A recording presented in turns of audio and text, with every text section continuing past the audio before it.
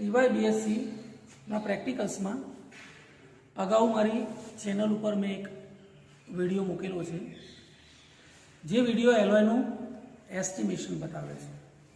તો એલોયના એસ્ટિમેશનનો વિડીયો જોયા પછી આજે પ્રેક્ટિકલ્સ આપણે રૂબરૂ અહીંયા લેબોરેટરીમાં કરવા માટે જઈ રહ્યા છીએ, રાઈટ.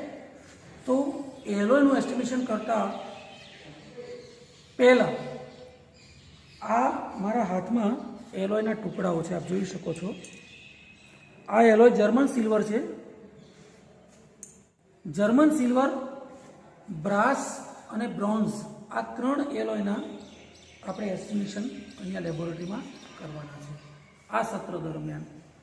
તો સૌ પહેલાં 500 મિલીગ્રામથી 900 મિલીગ્રામ એટલે કે 0.500 ગ્રામથી 0.900 ગ્રામ સુધી વચ્ચેનું કોઈ પણ